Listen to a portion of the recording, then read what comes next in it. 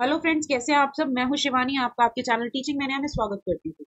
आज हम पढ़ेंगे जीन पियाजे का संज्ञानात्मक विकास का सिद्धांत, यानी कॉग्निटिव डेवलपमेंट। ठीक है, इसमें 4 स्टेजेस में जीन पियाजे ने अपनी थ्योरी को बांटा है। तो देखेंगे, इसमें यह बताया गया है कि बच्चे किस तरह से सोचते हैं, सीखते हैं और समझ विकसित करते हैं। तो बिना टाइम वेस्ट किए चलते हैं और देखते हैं किस तरह से बट इससे पहले मैं बता दूं, सीटेट और बीएड या फिर किसी भी टीचिंग लेवल एग्जाम के लिए ये थ्योरीज जो हैं वो बहुत इंपॉर्टेंट है, क्योंकि यही हमें चाइल्ड साइकोलॉजी की ओर ले जाती हैं और चाइल्ड साइकोलॉजी बताती है कि किस तरह से ऑब्जर्व करना चाहिए बच्चे को और किस तरह से हमें रिएक्ट करना चाहिए टीचर को।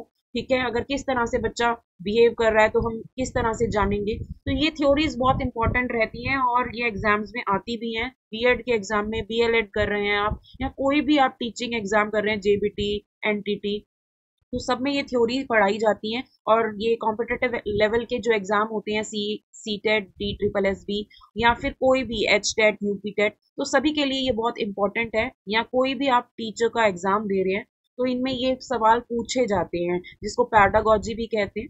तो आप यदि कोई भी टीचिंग लेवल का एग्जाम की तैयारी कर रहे हैं तो आप ये जरूर पढ़ के जाइए। ठीक है, तो बिना टाइम वेस्ट किए जानते हैं कि जीन पियाजा क्या कहता है अपनी थ्योरी में। यस, जीन पियाजा जो है वो पहले तो स्विट्जरलैंड के एक प्रसिद्ध मनोवैज्ञानिक थे। ठीक है, उन्होंने यह समझा कि बच्चे कैसे सोचते हैं और ज्ञान प्राप्त करते हैं। ठीक है, अपनी थ्योरी में ये पूरा बता रहे हैं कि बच्चे किस तरह से सोचते हैं, कौन कौन सी एज में, कौन कौन से स्टेज पर ये क्या क्या सोचते हैं। ठीक है, उन्होंने उन्होंने संज्ञानात्मक विकास के 4 चरण बताए गए हैं। जैसे कि आपने शुरू में ही देखा होगा कि मैंने बताया कि 4 स्टेजेस बताए गए हैं। एक है सेंसरी मोटर, यानी बर्थ से लेकर, जन्म से लेकर 2 इयर्स के बीच तक होता है। ठीक है, उसको सेंसरी मोटर बोलते हैं और हिंदी में बोलते हैं संवेदी गामक, संवेदी गामक अवस्था। ठीक है, संवेदात्मक भी बोलते हैं। ठीक है, जिसमें वो इशारों से बताता है, जिसमें मम मम मम का मतलब होता है पानी। ठीक है, या रोने से, या देखना, सुनना, छूना, जो है वो शारीरिक क्रियाओं के माध्यम से दुनिया को समझता है। ठीक है, तो ये वीडियो जो है वो बायलिंगुअल होने वाला है, हिंदी मीडियम, इंग्लिश मीडियम दोनों ही देख सकते हैं इसको। तो चलते हैं और इसको ब्रीफ में जानते हैं कि क्या है क्या नहीं है। देखो, प्याजे की 4 स्टेजेस बताई गई हैं। ठीक है, कॉग्निटिव डेवलपमेंट कहते हैं इसको, और सेंसरी मोटर जो कि 0 से 2 इयर्स के बीच तक होता है। ठीक है, जिसमें जिसमें बच्चा इंद्रियों, यानी देखना, छूना और सुनना और शारीरिक क्रियाओं के माध्यम से दुनिया को समझता है। ठीक है, या फिर ऑब्जेक्ट परमानेंस की समझ विकसित होती है, यानी बच्चा यह समझने लगता है कि कोई वस्तु अगर उसकी नजरों से ओझल हो गई तो भी वह अस्तित्व में है। ठीक है, तो यानी आप उसको दूध पिलाते हो, कैसे पिलाते हो? बॉटल से, है ना। 2 इयर्स का बच्चा बॉटल से दूध पीता है। तो बॉटल से अगर उसको कप से पिलाया जाएगा तो उसको होगा नहीं, मुझे बॉटल से ही पीना है। ठीक है, उसको वस्तु की समझ आ जाती है, वस्तु की समझ विकसित हो, यहाँ उसको पता चल जाता है ये मेरी माँ है, ये मेरा बाप है, तो ये मेरे उसको पता चल जाता है, सेंसरी मोटर स्टेज। और उसकी आंखों से अगर उसकी माँ ओझल हो जाती है तो वो रोने लगता है। ठीक है, तो उसको समझ विकसित हो जाती है। Pre operational stage, pre operational stage को कहते हैं पूर्व संचालन अवस्था। हिंदी में क्या कहते हैं? पूर्व संचालन अवस्था। यानी बच्चा प्रतीकों, यानी सिंबल का प्रयोग करना सीख जाता है, जैसे खिलौने को असली वस्तु समझना। ठीक है, कार वगैरह दे दो, उसको असली वस्तु समझता है। ठीक है, कल्पना शक्ति अधिक होती है, वो कल्पना मतलब इमेजिनेशन पावर उसकी जो है वो बहुत अधिक होती है। लेकिन तर्क शक्ति सीमित होती है, वो तर्क नहीं कर पाता, बहस नहीं कर पाता। अगर उसको बता दिया कि गाड़ी पेट्रोल से चलती है तो पेट्रोल से ही चलती है जी। ठीक है, तो वो ये नहीं बोलता गाड़ी डीजल से भी तो चलती है, आजकल सीएनजी वाली भी आ रही है, तो तर्क वर्क नहीं दे सकता वो। ठीक है, तो वो बच्चे की जो तर्क शक्ति होती है वो लिमिटेड होती है, यानी रीजनिंग पावर। तर्क शक्ति यानी रीजनिंग पावर जो है वो लिमिटेड होती है। Development of language, memory and imagination. ठीक है, और उसमें क्या होता है, ईगो सेंट्रिक होता है। इसमें प्री ऑपरेशनल में, यानी पूर्व संचालन अवस्था में बच्चा आत्म केंद्रित, यानी ईगोसेंट्रिक, यानी वह दूसरों के दृष्टिकोण को समझ नहीं पाता, मतलब दूसरा कैसे सोचता है कैसे नहीं सोचता वो समझ नहीं पाता। ये तो मुझे लगता है कि दूसरे का दृष्टिकोण समझना तो मैच्योर लेवल पे भी नहीं हो पाता है ना। दूसरों का दृष्टिकोण तो आजकल मुझे लगता है बड़ों बड़ों में भी नहीं है, कि दूसरे की तो समझ ही नहीं पाता, दृष्टिकोण समझ ही नहीं पाता, व्यू। ठीक है। तो यहाँ पर इन्होंने जो जीन पियाजा है उन्होंने 2 से 7 वर्ष के बीच में डाला गया है। इनको बड़ा अचंभा सा हो रहा है कि आजकल तो ईगोसेंट्रिक तो सभी हैं, मैच्योर से मैच्योर एक की लड़के की माँ हो या लड़की की माँ हो या अपने ही माँ बाप हो, वो ईगोसेंट्रिक हैं ही, कि वो दूसरे का दृष्टिकोण ही नहीं समझ पाते कि दूसरे का व्यू पॉइंट क्या है, या हस्बैंड वाइफ हस्बैंड की समझ ही नहीं पाते कि भाई दूसरे का व्यू क्या है। लेकिन जीन प्याजे ने 2 से 7 साल की उम्र के बच्चों में ये डाला है कि बच्चा जो है आत्म केंद्रित यानी ईगो सेंट्रिक होता है, यानी वह दूसरे के दृष्टिकोण को समझ नहीं पाता है, व्यू पॉइंट को नहीं समझ पाता। ठीक है जी। फिर उसके बाद है कंक्रीट ऑपरेशनल स्टेज, यानी 7 से 11 वर्ष ओल्ड। ठीक है। 7 से 11 वर्ष के बीच में जो एज होती है उसमें कंक्रीट ऑपरेशनल स्टेज बताई गई है, यानी मूर्त संक्रियात्मक अवस्था, हिंदी में कहते हैं मूर्त संक्रियात्मक अवस्था। यानी बच्चा जो है तार्किक सोच जो है विकसित कर देता है। इसमें प्री ऑपरेशनल में तर्क नहीं जानता था, तर्क सीमित होता था, लेकिन 7 से 11 वर्ष का बच्चा जो है वो तर्क देना जानता है, यानी रीजन देना जानता है, लेकिन केवल मूर्त वस्तुओं और घटनाओं पर। मतलब इतना नहीं कि घर में मूर्त यानी जो दिखाई दे रहा है, ठीक है, उन घटनाओं पर वो तर्क देना भी जानता है कि क्या सही हो रहा है क्या गलत हो रहा है। ठीक है। मोर लॉजिकल, मतलब लॉजिकल व्यू से वो तर्क देना जानता है। और संरक्षण की अवधारणा यानी कंजर्वेशन विकसित हो जाती है। जैसे बच्चा जो है वो समझने लग जाता है कि पानी की मात्रा एक जैसी रहती है, चाहे वह किसी भी आकार के गिलास में हो। यानी अगर उसको छोटा गिलास दे देंगे, जैसे माएँ अक्सर करती हैं कि बच्चा दूध नहीं पीता तो उसको बड़ा ग्लास दे देती है, एक ही ग्लास, बस एक ग्लास पीना है, बस एक ग्लास पीना है। या फिर अगर ग्लास मोटा हो जाएगा और छोटा हो जाएगा तो उतना ही ग्लास, जो ग्लास में दूध जो है क्वांटिटी उतनी आएगी, बट वो दिखने में छोटा होगा और मोटा होगा। ठीक है। तो वो समझने लग जाता है कि ये जो संरक्षण की अवधारणा यानी कंजर्वेशन विकसित हो जाती है उसके अंदर, कि भाई ये उतना ही दूध है जितना बड़े ग्लास में। ठीक है। इतनी सोच उसमें जो है वो विकसित हो जाती है। देन उसके बाद है फॉर्मल ऑपरेशन स्टेज, यानी 12 ईयर्स टू अप, मतलब 12 ईयर्स से जो ऊपर होते हैं इसको कहते हैं हम औपचारिक संक्रियात्मक अवस्था। क्या कहते हैं? औपचारिक संक्रियात्मक अवस्था, यानी बच्चा अमूर्त सोच करने लग जाता है, यानी एब्स्ट्रैक्ट थिंकिंग करने लग जाता है। इसका मतलब है समस्या को सोच समझकर हल करना और कल्पना में सोच पाना जो है वो उसके लिए संभव हो जाता है। ठीक है। तो यहाँ पर वह सोच समझकर अपने जो राय है वो बनाने लगता है, या फिर कल्पना में सोच पाना जो है उसके लिए संभव हो जाता है कि मैं ये करूंगा, उसके अपने एक डिसीजंस होते हैं। ठीक है। और यहाँ पर फिर से एक बार देख लेते हैं, एक बार रिकॉल कर लेते हैं कि फर्स्ट चरण यानी संवेदी गामक अवस्था यानी 0 to 2 वर्ष तक के बीच में होती है, जिसमें जो बच्चा है वो क्या करने लगता है, देखना छूना सुनना, मतलब इस माध्यम से दुनिया को समझता है।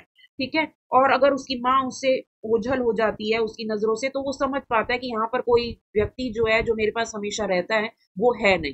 ठीक है। तो ये सब चीजें उसको ऑब्जेक्ट की समझ, जैसे उसकी कार, उसकी बॉटल दूध की, वो सब चीजें उसको समझ आने लग जाती है। वो अपने एक्सप्रेशन के थ्रू, जैसे रोता है, अगर उसको भूख लगी है तो वो रोएगा, तो ये सब चीजें वो आ जाती है उसमें। इसको इंग्लिश में कहते हैं सेंसरी मोटर स्टेज। ठीक है। बाकी अगर बीएड का पेपर दे रहे हैं तो इन्हीं पॉइंट्स को आप स्क्रीनशॉट ले लीजिए और इन्हीं पॉइंट्स को आप ब्रीफ में करके लिख दीजिए, तो आपको मार्क्स मिल जाएंगे। बीएड में तो आपको पता ही है कि आपको सिर्फ पेजेस भरने होते हैं, अपनी थ्योरी भरनी होती है कि आपको कितना, ताकि टीचर एग्जामिनर जो चेक कर रहा है पेपर वो उसको समझ आ जाए कि हाँ आपने पढ़ा है, आपको समझ है इस बारे में। और वो ज्यादा नहीं देखते कि इतना सा इतना लिखना है, जैसे ड्यू में होता है कि उसमें थोड़ा सा भी लिख देते हैं, उसमें पेज भरने की आवश्यकता नहीं होती है इतनी। लेकिन बीएड अगर आप एमडीयू से कर रहे हैं, सीआरएसयू से कर रहे हैं या सीएलडीयू से कर रहे हैं, तो वहां पर पेजेस देखे जाते हैं कितने। अगर 8 मार्क्स का क्वेश्चन होता है या 16 मार्क्स का एक क्वेश्चन होता है, तो उसमें देखा जाता है कि कितने पेज बच्चे ने लिखे हैं। और जितने ज्यादा पेज लिखेंगे मतलब इतना ज्यादा आपको समझ आ गई। एग्जाम्पल के थ्रू आप बता सकते हैं इन्हीं पॉइंट्स को कि ये होता है, ये नहीं होता है। ठीक है।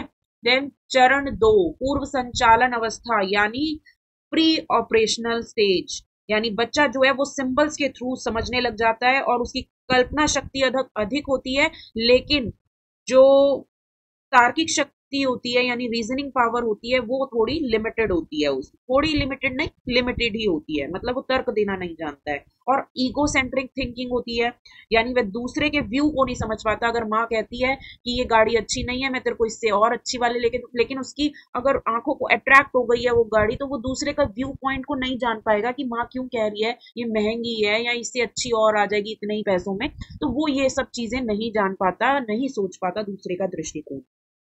देन थर्ड स्टेज है मूर्त संक्रियात्मक अवस्था, यानी 7 से 11 वर्ष तक के बीच में। इसमें जो तार्किक शक्ति जो प्री ऑपरेशनल में नहीं होती है वो ऑपरेशनल, कंक्रीट ऑपरेशनल में हो जाती है। इसको कहते हैं कंक्रीट ऑपरेशनल, मूर्त संक्रियात्मक अवस्था यानी कंक्रीट ऑपरेशनल स्टेज, जिसमें जो है तार्किक जो शक्ति है यानी रीजनिंग पावर जो है वो बच्चे की बढ़ जाती है, यानी उसका विकास हो जाता है। वो तार्किक शक्ति मतलब रीजन देना चाहता है और सोच उसकी विकसित हो जाती है, डेवलप हो जाती है।